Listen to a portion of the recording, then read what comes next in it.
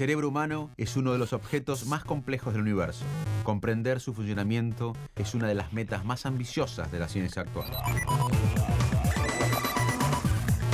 En los últimos años, en Argentina, el campo de los estudios neurocientíficos se ha desarrollado de manera considerable. En este marco, diferentes científicos de nuestro país han realizado grandes aportes al conocimiento básico y aplicado del cerebro.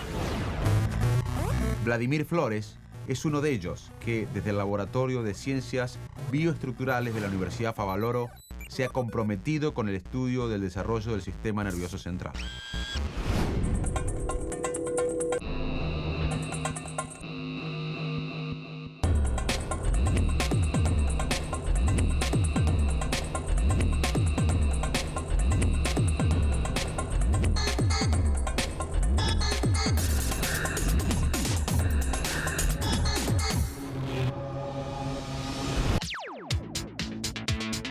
Mi nombre es Vladimir Flores, soy docente universitario.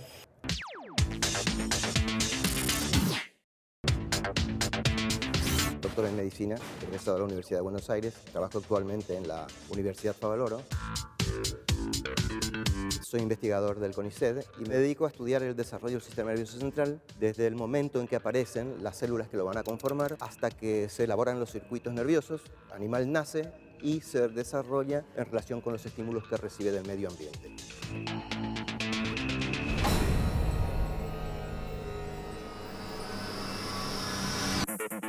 El sistema nervioso central es un complejo entramado de circuitos que se comunican y se conectan entre sí. La importancia de un desarrollo adecuado a lo largo del tiempo es clave para comprender el funcionamiento de todo el cuerpo humano.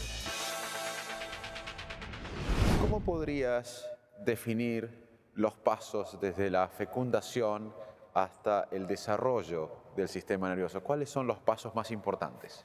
Dar una explicación simple de esto requiere algunas definiciones previas.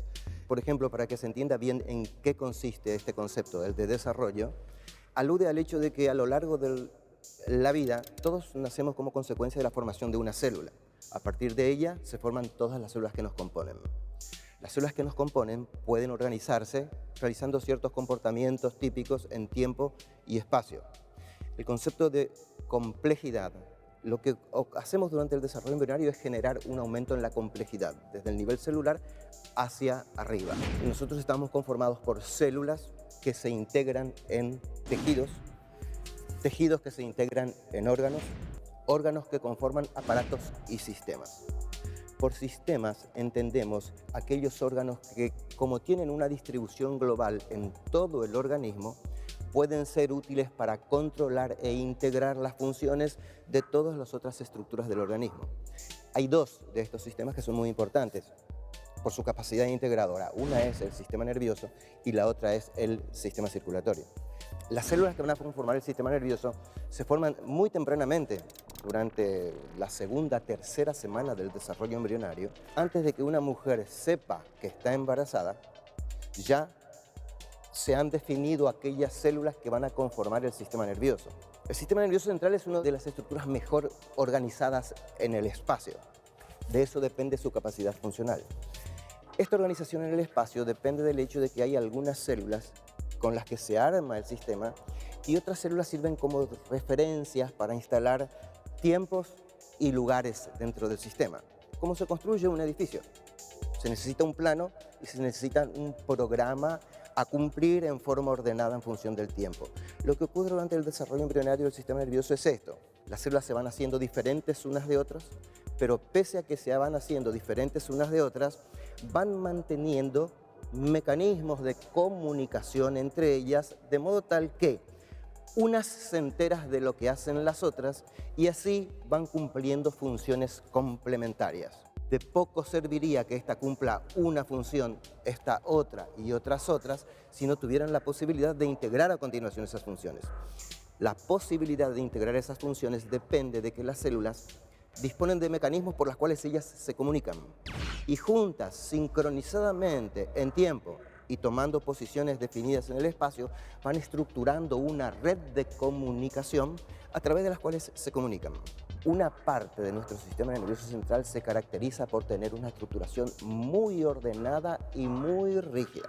Por otro lado, hay otra parte nueva del sistema nervioso central que ha evolucionado en los últimos miles de años y que nos distinguen de los demás.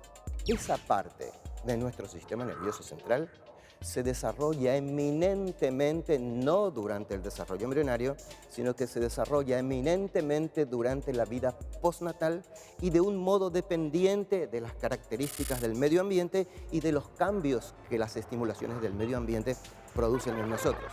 Vladimir, ¿podés contarnos qué son los periodos sensibles?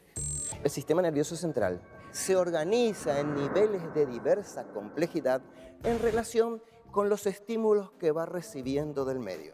Los periodos de tiempo durante los cuales el sistema es capaz de sufrir esos cambios en relación con los estímulos del medio ambiente se denominan sensibles o críticos y son identificados con precisión por el hecho de que diversas estructuraciones del sistema nervioso central tienen momentos típicos en los que pueden sufrir con la máxima eficiencia esos cambios. Durante varios años o décadas estudiaste el desarrollo del sistema nervioso. ¿Podrías darnos una reflexión sobre qué puede aportar el estudio del desarrollo del cerebro humano al sistema educativo, a lo que se denomina, entre comillas, neuroeducación? ¿Hay alguna implicación de las investigaciones en tu área en la educación? Sí. La psicopedagogía. Las escuelas psicopedagógicas modernas tratan de entender cómo la gente aprende las cosas. A un chico criado en una familia en donde se habla correctamente un idioma, a los 5 o 6 años habla correctamente un idioma. De modo tal que la clave en la educación pasa en buena medida por entender el proceso por el cual se aprende. El tratar de entender el proceso por medio del cual se aprende claramente se asocia a las capacidades que va desarrollando el sistema nervioso central a lo largo de la vida. El sistema nervioso central requiere de una estimulación permanente, de modo tal que en relación con las estimulaciones que recibe va adquiriendo mayores capacidades para procesar ese tipo de información. El sistema nervioso central aprende todo irremediablemente. Es imposible no aprender. Estudiar posibilita estudiar más. Aprender posibilita aprender más. Pensar posibilita pensar con mayor capacidad y no hacerlo habilita a no hacerlo mejor. El sistema nervioso central se desarrolla a partir de una célula desde la cual se forman todas las otras. Estas, a su vez, conforman complejos circuitos dependientes de los estímulos externos que recibe el ser humano. La conformación del sistema nervioso central es un proceso cuyo devenir lo vuelve cada vez más complejo, ya que las células se reelaboran en tejidos, los tejidos en órganos, los órganos en aparatos y sistemas.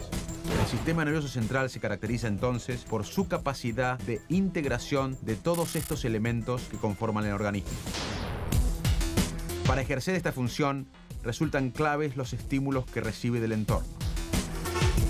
La integración de estos estímulos del entorno se realizan a través de unas neuronas denominadas de asociación, que permiten integrar la información del mundo que nos rodea a través de distintas modalidades, como la visual o la auditiva. Existen ciertos periodos sensibles, es decir, marcos de tiempo donde el sistema es capaz de modificarse tanto estructural como funcionalmente ante estímulos significativos percibidos por las neuronas de asociación.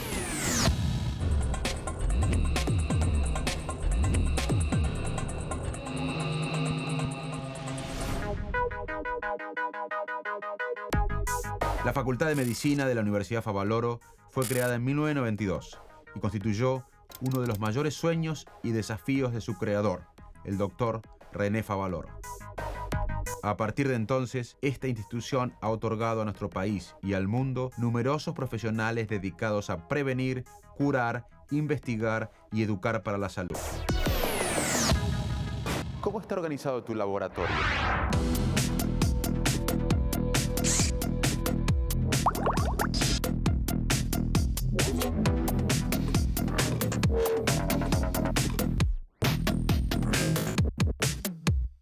¿Con qué tecnología cuentan para hacer los estudios?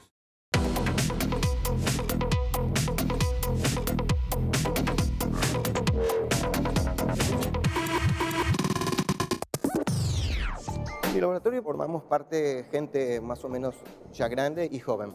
En este momento trabaja conmigo dos personas que son egresadas de la Universidad Favaloro, una de la carrera de medicina y otro de la carrera de ingeniería biomédica. Yo trabajo mucho con matemáticos, físicos, químicos, porque mi área es una especie de, como me dedico, me gusta mucho la biología teórica y me dedico en parte, es biología teórica lo que hago, aunque el tema concreto es neurodesarrollo, lo pensamos desde el punto de vista de la biología teórica. Pretendemos hacer formalizaciones generales. ¿Y cómo se financia la investigación en tu laboratorio? Un subsidio del CONICET. El grueso es un subsidio del CONICET y que a veces con subsidios de alguna otra institución. ¿Con qué tecnología cuentan para hacer los estudios? Lo que hacemos nosotros es cultivo de tejidos, cultivos de embriones. Procesamos a los embriones por medio de técnicas histológicas convencionales, por medio de métodos que consisten en intentar detectar ciertas moléculas con función biológica importante. De esas moléculas con función biológica importante están algunas que son consideradas las señales, los mensajes o mensajeros, primeros mensajeros, las moléculas por medio de las cuales las células se pasan información unas a otras. Lo que hacemos es, otra vez, en términos de tiempo y espacio, es analizar en qué momento se expresan esas moléculas y en qué lugares se expresan esas moléculas en función del tiempo durante el desarrollo embrionario. Y luego, cómo ellas se modifican, la expresión de esas moléculas se modifican en relación con los estímulos ambientales desde el nacimiento en adelante. Lo que mayor tiempo nos lleva a nosotros es que, como todas estas cosas las hacemos con un grado de resolución temporal y espacial muy alta, hacemos algo que la gente no hace normalmente en biología. Generamos series numéricas muy complejas. Son series numéricas que tienen 1000, 2000, 3000, 8000 valores que implican que algo está cumpliéndose de un modo relativamente diferente, con fluctuaciones en tiempo y espacio. Esas señales numéricas las tratamos como procesos que se denominan o determinísticos o estocásticos, que estas son herramientas matemáticas formales que permiten analizar fenómenos de la naturaleza que uno los considera como determinados, modificados precisamente por pocas variables, versus otros procesos de la naturaleza que uno los considera prácticamente muy difíciles de analizar. El clima, muy difícil de analizar. Los precios de las cosas oscilan, bajan, suben, etc. ¿Eso significa que no tienen reglas? ¿Que no ajustan a nada? No, sí ajustan. Lo que pasa es que ajustan a variables probabilísticas, muchas variables probabilísticas que sumidas unas dentro de las otras generan algo muy difícil de definir. Esas cosas muy difíciles de definir se denominan procesos estocásticos, que aluden a que una variable aleatoria, si se la analiza en función del tiempo o espacio, se pueden descubrir muchas cosas acerca de la dinámica con la que ocurren los fenómenos en la naturaleza. Un ejemplo, si tomamos a todos los individuos del país y les preguntamos cuánto ganan por mes y sacamos algo que es el ingreso anual per cápita, ¿qué nos dice desde el punto de vista de la dinámica de lo que ocurre en la población? Poco. Si nos quedamos en un lugar del espacio y a cada individuo que pasa por allí le preguntamos ¿cuánto gana? O si trazamos una línea que vaya desde la Quiaca hasta las Antártidas y a todos los individuos que pasan esa línea le preguntamos ¿cuánto gana? Nos encontraríamos con que a lo largo de la República Argentina nos encontraríamos con una variabilidad en los sueldos de las personas que nos dirían ¿qué grado de desarrollo tiene este lugar? ¿Qué grado de desarrollo tiene este lugar? Por los precios nos daríamos qué es lo que se hace acá y qué es lo que se hace acá, etcétera. Vale decir, analizando eso, descubriríamos una dinámica que tiene que ver con la organización social, con el desarrollo económico, etcétera. Si eso lo hacemos, además, todos los años, obtendríamos una cantidad de información que podríamos describir la historia de la República Argentina. Lo que hacemos con el desarrollo del sistema nervioso central es eso.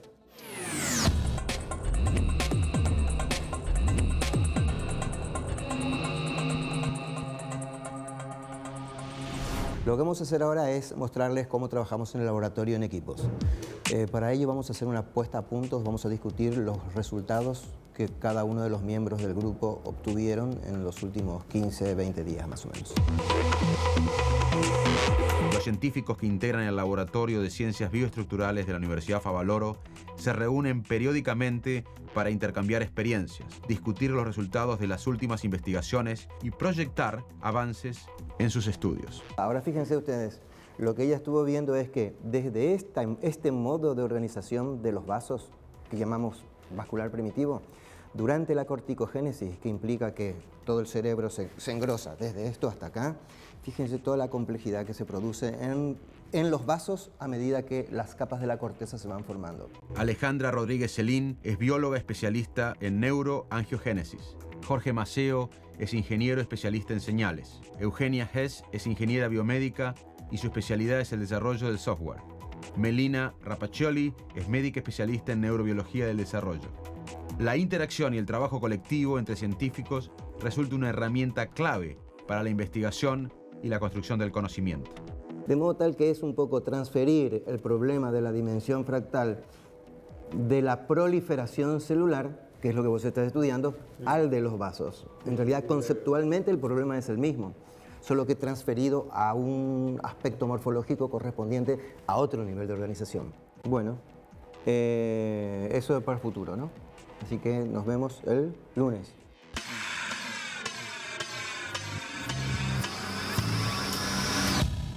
Mi nombre es Eugenia Gese, soy ingeniera biomédica, me recibí en la Universidad Favaloro y hago investigación con el grupo interdisciplinario de biología teórica de la Universidad Favaloro.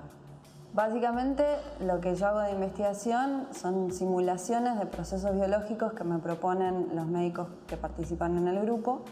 Concretamente realicé una simulación de la migración celular direccionada por un gradiente de molécula señal. La célula, en ausencia de alguna señal, realiza lo que se llama un movimiento browniano, que es un movimiento aleatorio, sin una dirección preferencial en el espacio, y en presencia de alguna señal, que son moléculas que se distribuyen asimétricamente en el espacio, modifica su comportamiento y dependiendo de lo que se quiera simular, la célula se va a acercar o alejar de esa molécula señal. En nuestro caso, lo que simulamos es cómo esas moléculas atraen a las células.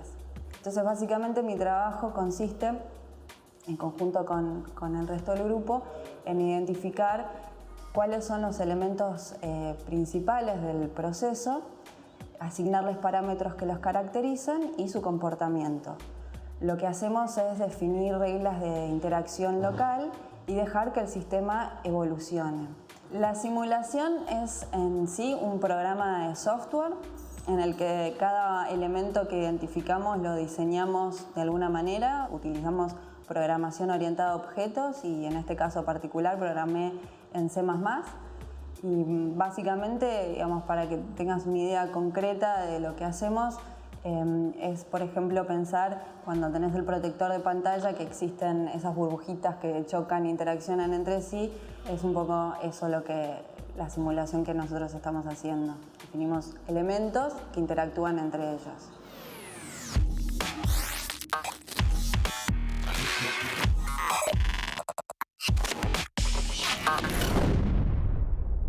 ¿Qué significa para vos ser un neurocientífico? Para mí en realidad es un pretexto. Yo creo que no hay nada más importante que la convivencia con las personas. Esto tiene dos connotaciones, ¿no? Por un lado lo de neuro y por otro lado lo de científico. Creo que lo más importante es primero lo de científico. Creo que esta cosa de la ciencia es una de las características que tenemos los seres humanos. Bueno, una de las características de nuestro sistema nervioso es que nos distingue de los otros, que nos permitimos hacer preguntas. Tenemos la capacidad de hacer preguntas. Tenemos la capacidad de ver las cosas y sospechar que hay algo que lo explica. Sospechar que no es así nomás, hay algo más acá. E intentar dar una explicación. Todos tenemos actitud científica. Lo que ocurre es que en algún momento hay una especie de dicotomía, o una tri o lo que sea, con respecto a este modo de ser del ser humano. En algún momento, algunos dan una explicación satisfactoria que no puede ser comprobada de ninguna forma, y otros siguen preguntándose y nos generan algo que lo explica todo. Cuando vamos hacia el lado de que esto, por el hecho de que no se puede explicar, formulamos una hipótesis que lo explica todo, nos lleva hacia la religión. Cuando queremos encontrar el porqué de las cosas, nos vamos hacia la filosofía. Cuando seguimos pensando y a partir de una explicación que no puede ser contrastada con la realidad, podemos deducir otra, y en algún momento obtenemos una deducción que es pasible de ser contrastada con la realidad, en ese momento entramos al área de las ciencias fácticas, que es lo que específicamente hacemos. En realidad son formas de ser de los seres humanos que todos las tenemos, algunos nos vamos para acá, otros más. Es más, algunos las juntan las tres. Los seres humanos somos capaces de hacer cualquier cosa. Somos capaces de dibujar un caballo y pintarlo de amarillo, de azul, de verde o de lo que sea. Somos capaces de concebir el Minotauro. Somos capaces de concebir un Boeing. Y si no existe, no importa, lo construimos. Esas son las cosas que distinguen al sistema nervioso central de todos los otros aparatos y sistemas. Somos capaces de formar parte de la historia. Somos capaces de modificar el mundo. Somos capaces de ver un palo y decir, con esto voy a hacer esto. Y lo transformamos en una herramienta. Agarramos el barro y decimos, esto es barro, no, ahora es una vasija. Los transformamos del mundo de la naturaleza, llevamos las cosas al mundo de la cultura. Esa es la principal característica del sistema nervioso central. Posibilita la generación de la cultura. ¿Y en dónde publican las investigaciones científicas? En revistas nacionales, por invitación. Aunque hay muchos científicos que prefieren no publicar en revistas nacionales, nosotros lo hacemos porque consideramos que consiste en una especie de apoyo al desarrollo de las publicaciones científicas en el país, por lo cual publicamos, cada vez que nos invitan lo hacemos. Y si no, las publicamos en revistas internacionales del área específica de las neurociencias del desarrollo, en general con jueces que tienen sistemas de evaluación rigurosos, porque es importante. Cuanto más rigurosa, cuanto más prestigiosa es la revista en la que uno publica, mejor es. Los estudios sobre el desarrollo del sistema nervioso han sido fundamentales para conocer el comportamiento del ser humano. Se sabe, por ejemplo, que existen ciertas neuronas que nos distinguen de algunos animales y se denominan de asociación. Estas se encargan de hacer converger la información recibida del entorno a través de distintas modalidades sensitivas. A su vez, que existen periodos sensibles en los cuales el sistema nervioso central, ante la aparición de estímulos significantes, es capaz de modificar su estructura y su funcionalidad. El trabajo de Vladimir Flores y todo su equipo del Departamento de Ciencias Bioestructurales de la Facultad de Medicina de la Universidad Favaloro ha sido fundamental para el logro de estos conocimientos. Todo esto nos permite conocer más sobre el cerebro humano a través del cerebro argentino.